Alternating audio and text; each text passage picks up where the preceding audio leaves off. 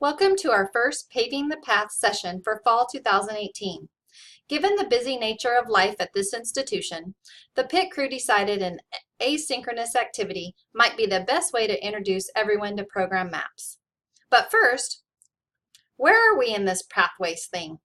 If you look at the double arrow, you'll see that through last year and this summer, we worked hard at establishing our schools, and those are now going through the governance process for review and adoption. The next step on that arrow is working on program maps through the majors and aligning program learning outcomes with transfer institutions and career competencies. This semester, we are also embarking on another arrow to explore wraparound services and student support. This exploration will begin in earnest at a later Paving the Path session, so be looking out for communications about that. Today, we are going to learn about program maps and how they serve our students. Program maps are a brief description of the student journey through a discipline and through degree, transfer, and career information. When you're done with today's session, you will fully understand the elements of a program map, have a foundation for working on program maps in your area of expertise, and after reviewing different program mapping models, you'll have the opportunity to give feedback on model maps, recognizing strengths that may be applicable to your own programs. It is crucial to remember why we are writing these maps and for whom we are writing them. Our students are going to be using these maps to find their way through our programs. So as we consider how our programs should be constructed, let's recall that at MJC, 87% of our students are part-time. That's the same as the statewide average. On average, our students who are retained complete 6 units each semester. With regard to their progress, at 6 units a semester, assuming a student enrolls only in the specific units she or he needs to earn a degree or transfer, it will take 10 semesters or up to 5 years to finish.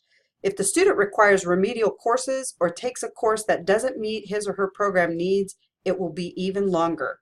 Program maps will help our students maximize their opportunities to enroll in applicable courses that encourage accomplishment not only of their award of choice, but also their chosen career.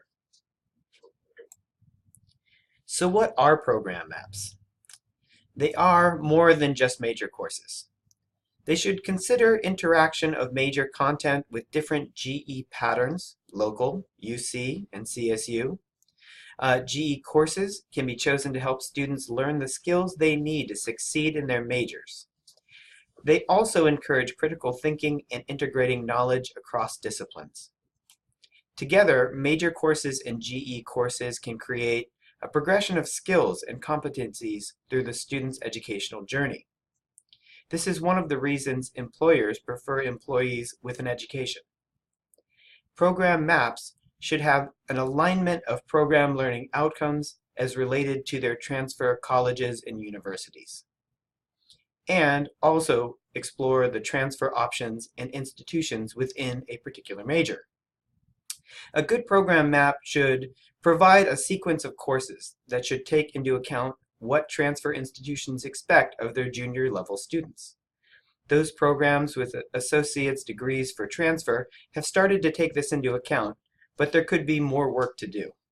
A program map should also help students understand where the best transfer options are for their major.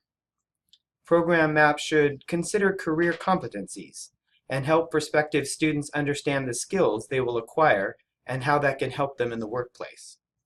Lastly, a good program map considers job and career options. This means both what they can do with the associate's degree itself and long-term career projections. These projections should let students know how much more education they will need to enter a career in their field and do more than just provide entry-level salaries.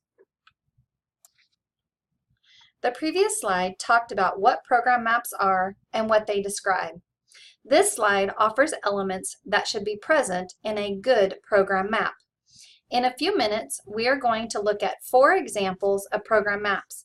And as you peruse the examples, try to identify the elements and see how they cohere in the presentation to help students find their way. They cover entire program based on default program maps, which includes program classes, general education, and/or electives. Program maps contain at least one program course in the first term and 3 program courses within the first year. It also determines the right math for the program. For an example, an arts degree, we would suggest a course like Math 101. It also ensures completion of college-level math and English within 1 academic year. Be sure to integrate academic and student support such as academic counseling or career services.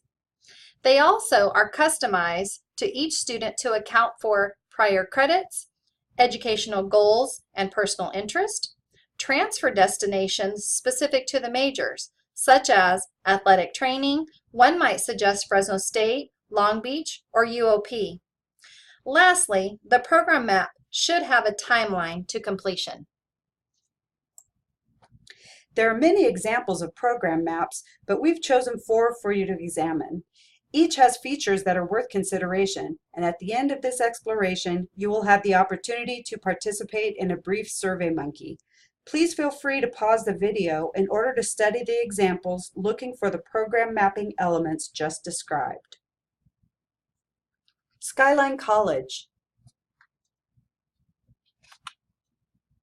CSU Stanislaus, Austin Community College,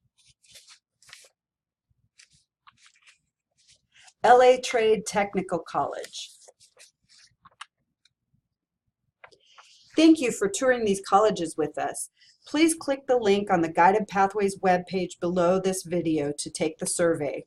We will bring this information to our next Paving the Path working session on the 25th of October. Thank you for paving the path together.